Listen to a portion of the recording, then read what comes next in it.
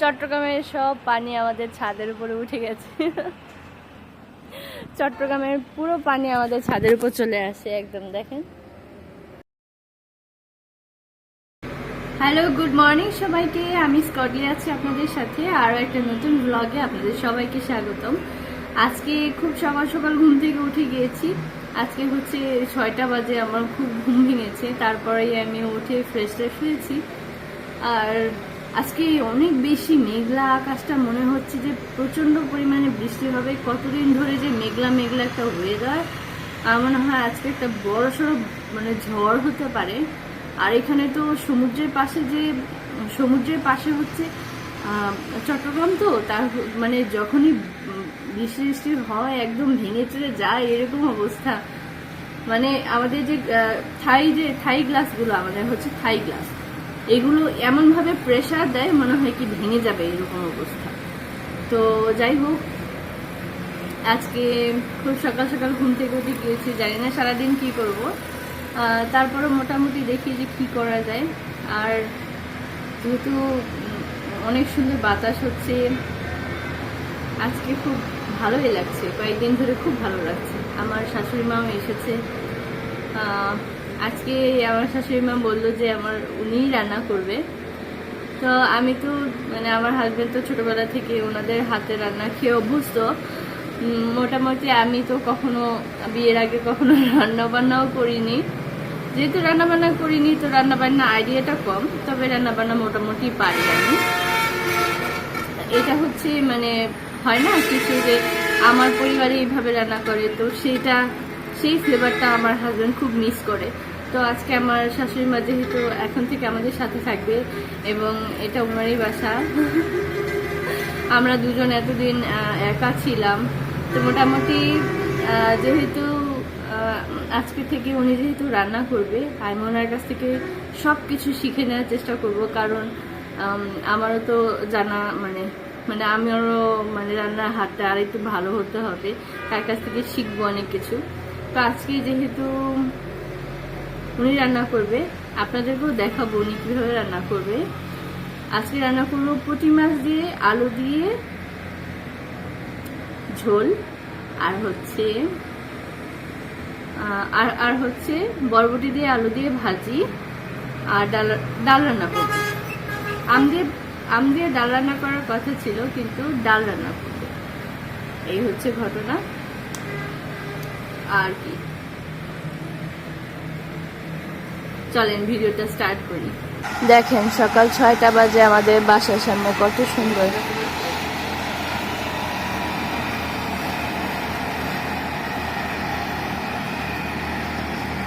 অল্প অল্প গাড়ি চলতেছে আর রাস্তা একদম ফাঁকা। এই যে সকালবেলা মাত্র সূর্য উঠলো, সাথে সাথে এই যে দেখেন একটা রকেটও গেল। এই যে মাত্র একটা রকেট গেল। সকালবেলা একদম বাতাস শুরু হয়ে গেছে। বের হয়ে দেখি, দেখেন গাছ আপনাদের হাই দিতেছে। আপনারা হাই ব্যাক করেন কমেন্টে।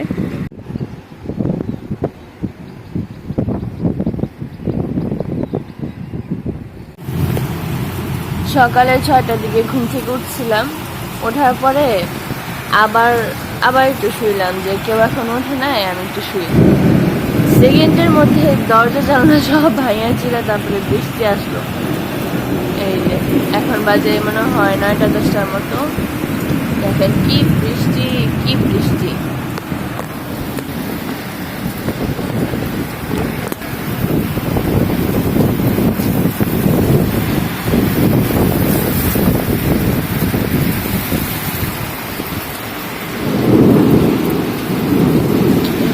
পানি জমে গেছে।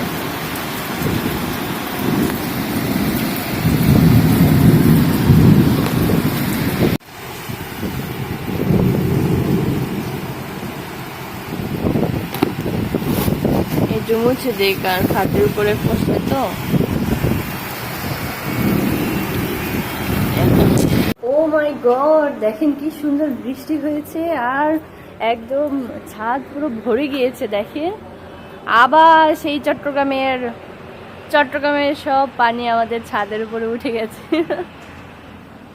চট্টগ্রামের পুরো পানি আমাদের ছাদের উপর চলে আসে একদম, দেখেন পানি জমে যায়, আমাদের ছাদে পানি জমে যায়। ওইখানে মানে ড্রেনের ব্যবস্থা করা আছে, কিন্তু ওই যে শুকনার সময় ছোট ছোট বালু গিয়ে হয়তো বা আটকে যায়, যার কারণে হচ্ছে মানে কি বলে ড্রেনের যে লাইনটা আছে ওইটা হয়তো একটু ব্লক হয়ে যায় আর পানিটা জমে যায় এখানে। সমস্যা নেই, একটু পরে গিয়ে আবার ওটা ঠিক করে দিতে হবে, না হলে ছাদে পানি জমে থাকা কিন্তু ভালো না। বৃষ্টি হয়েছে দেখেন, এখন পরিবেশটা কি শান্ত। এই ফ্ল্যাটটা আমার এত ভালো লাগে বলার মতো না। যাই হোক, আজকে আমার শাশুড়ি মা যেহেতু রান্নাবান্না করবে, তো আপনাদের যদি ভালো লাগে এইভাবেই রান্নাবান্না করে থাকেন অবশ্যই কিন্তু কমেন্ট করে জানাবেন, এবং আজকে আপনারা কি কি রান্না করবেন চাইলে কিন্তু আপনাদের মেনু আমাকে জানাতে পারেন। আপনাদের একটা জিনিস দেখাই, দেখেন ছোট্ট একটা বেগুন গাছে কত সুন্দর ফুল ফুটেছে, অনেক ফুল ফুটেছে। এখান থেকে বেগুন হলে তো অনেক ভালো লাগবে বলেন। এই যে কত সুন্দর ফুল। গাছটাকে চা পাতার গুঁড়া দিতে হবে, তারপরে হচ্ছে ডিমের খোসা কি কি আছে এগুলো দিতে হবে। এই যে পুদিনা পাতা, লেবু গাছ, এই যে সাদা মরিচের গাছ, একদম সাদা মরিচের গাছ, এইগুলো কেটে দিতে হবে। দেখেন ও মাই গড, যেহেতু এত বৃষ্টি হয়েছে দেখেন এই যে বিলবোর্ডটা একদম পুরোটা ভেঙে গেছে, এত শক্তিশালী বাতাস সেটা ভেঙে গেছে। আর একটা মজার বিষয় হচ্ছে চট্টগ্রামে এত জোরে জোরে বৃষ্টি হয়, মানে গাছপালাগুলো খুব একটা ভেঙে পড়ে না, কিন্তু আমরা খুলনায় যখন ছিলাম তখন হচ্ছে মানে হালকা একটু বৃষ্টি হলেও মানে মানে টপ টপ করে গাছ ভেঙে পড়তো, মানে মানে এরকম অবস্থা। আর আমি এখানে এসে তেমন একটা শুনি না যে গাছ ভেঙে পড়ে, তবে এখানেও গাছ ভেঙে পড়ে, কিন্তু মানে রাস্তা ব্লক হয় না, খুব কম। আজকে আমি রান্না করব পুঁটি মাছ দিয়ে আলু দিয়ে তরকারি, এটা ভিজতে থাকুক। আর হচ্ছে বরবটি দিয়ে আলু দিয়ে ভাজি, আর হচ্ছে আম ডাল রান্না করতে পারি, সাথে টক পাতা ভর্তা করব। এই যে এখন এগুলোকে আমি তাড়াতাড়ি করে বেছে নেই, কারণ কয়টা বাজে, প্রায় 11টার মতো বাজে। এখন আমি এগুলো তাড়াতাড়ি কেটে আজকে আমার শাশুড়ি মা রান্না করবে।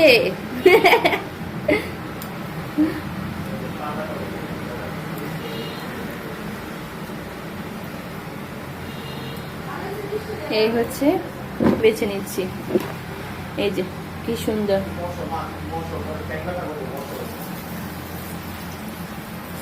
এরকম করে এখন ধুয়ে এগুলোকে এমনি রেখে দিব, এটাই তাড়াতাড়ি নিয়ে তাড়াতাড়ি ব্যবহার করা যাবে।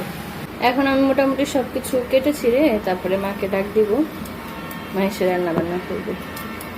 এখন আমি বরবটি ভাজির জন্য আগে আলু আর বরবটিটাকে কেটে নিব।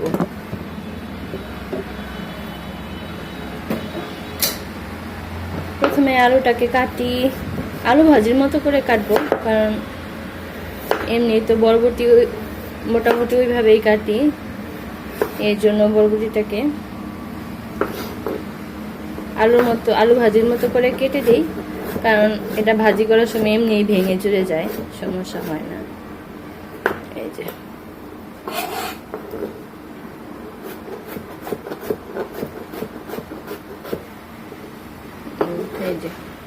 এখন আমি বরবটিটাকে কেটে নিব, একটু মোটামুটি ছোট ছোট করেই কাটবো, বেশি বড় করব না।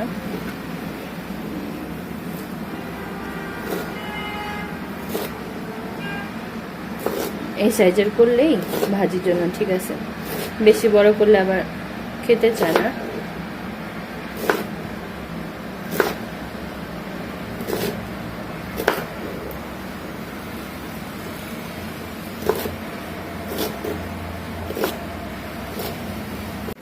এখন আমি পেঁয়াজটাকে কেটে নিই।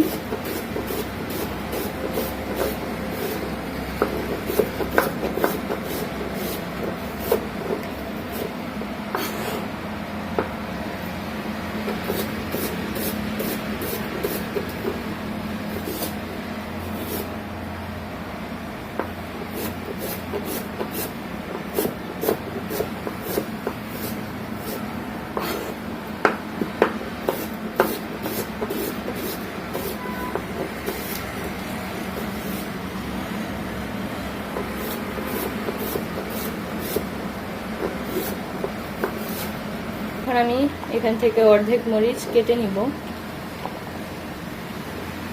আর অর্ধেক রেখে দিচ্ছি।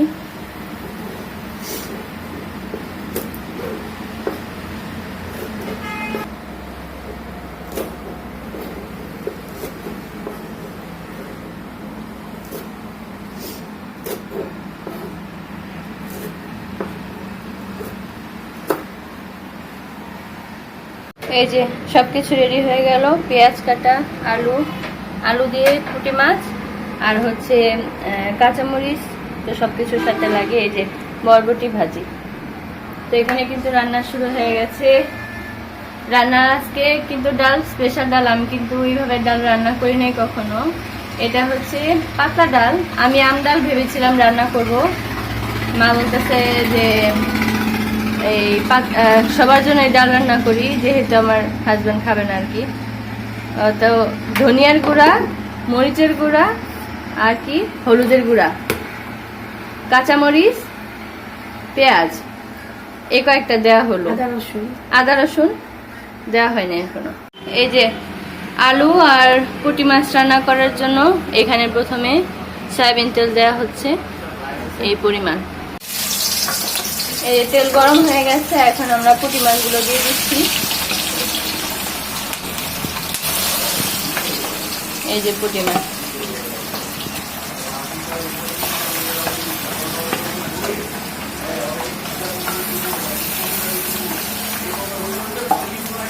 মাছগুলো হালকা ভেজে নেওয়া হয়ে গেছে, অতিরিক্ত না আবার একদম কমও না।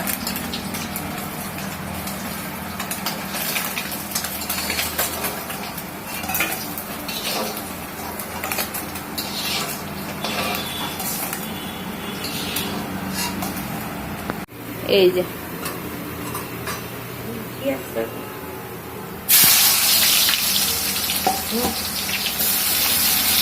আপনি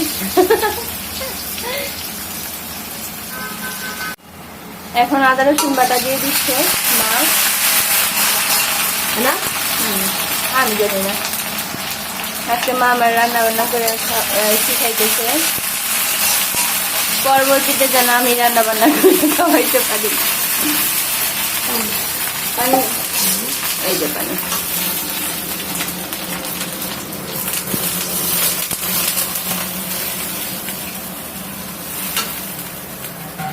এই যে এখন আদা রসুন বাটা, গুঁড়ামরিচ আর লাগবো মা, গুঁড়ামরিচ আছে ঘরে আছে।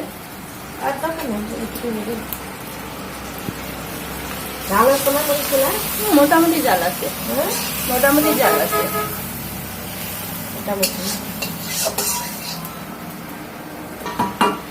এই যে এখন হচ্ছে হলুদের গুঁড়া দিচ্ছে মা। এই যে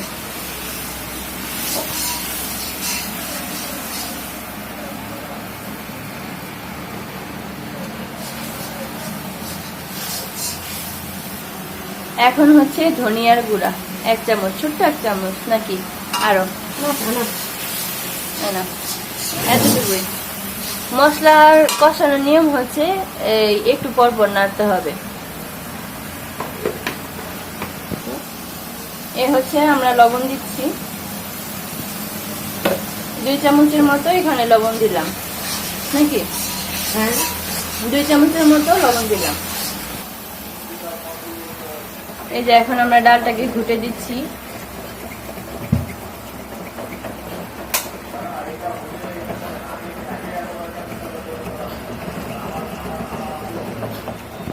এই দেখেন মশলাটা একদম কালো করে কষায় নেওয়া হয়েছে। এখন হইতেছে আলু দেওয়া হবে। হ্যাঁ, উপরে তেল উঠছে, মশলা একদম ভাজা ভাজা করে কালো করে ফেলছে। এখন এই যে আলুটা দিয়ে দিবে।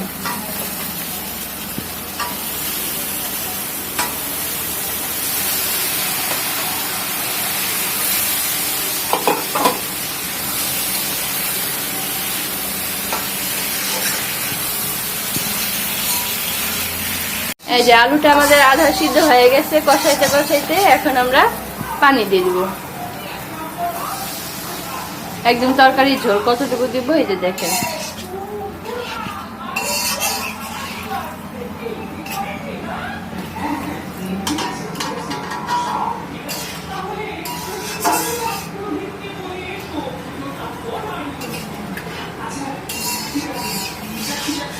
আরো দিবেন? ঠিক আছে, আর একটু দিন। দেন আপনার ইচ্ছা। আচ্ছা, এই যে ছিড়বো নাকি? আপনার ইচ্ছা।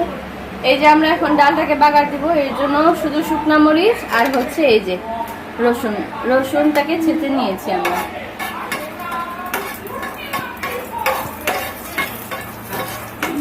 মরিচটা ভাজা ভাজা হলে আমরা এখন এই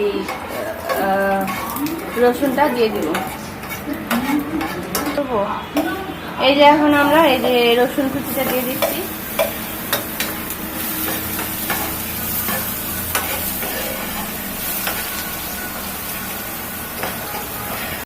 এই যে তরকারি পানি ফুটে গেছে, এখন আমরা এই যে মাছটা দিয়ে দিচ্ছি।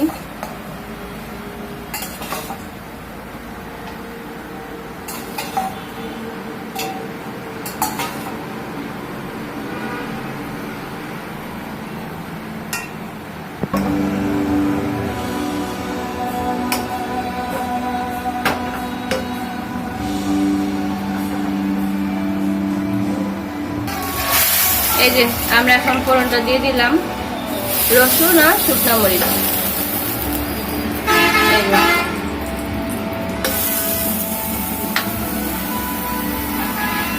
কি সুন্দর একটা গন্ধ বেরোচ্ছে না মা?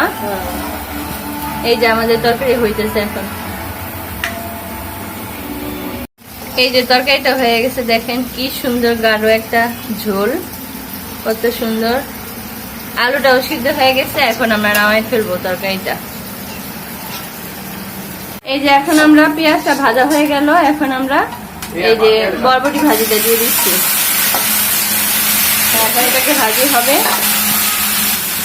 এই যে লবণ দিল, এই যে এখন হলুদ দিয়ে দিবে।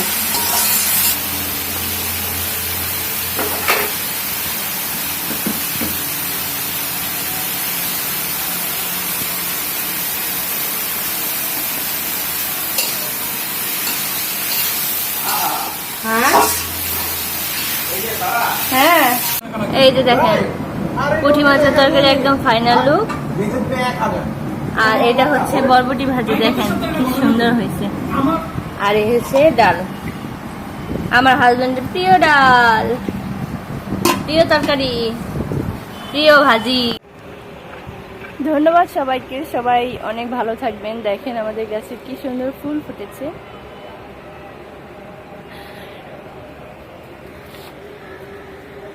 যাদের আমার ভিডিওটা ভালো লেগেছে অবশ্যই আমার চ্যানেলটাকে সাবস্ক্রাইব করে দেবেন। আর যারা ফেসবুক থেকে দেখবেন প্লিজ আমার চ্যানেলটাকে ফলো দিয়ে দিয়েন। আর যাদের ভালো লাগে অবশ্যই ভিডিওটাতে লাইক তো দিবেনই। আর পরবর্তী ভিডিও পাওয়ার জন্য আমি কিন্তু প্রতিদিন ভিডিও দিই। আর প্রতিদিন যেহেতু ভিডিও দিই, আপনারা প্রতিদিন আমার চ্যানেলটাকে ভিজিট করবেন যেন প্রতিদিন আমার ভিডিওগুলো দেখতে পারেন আপনারা।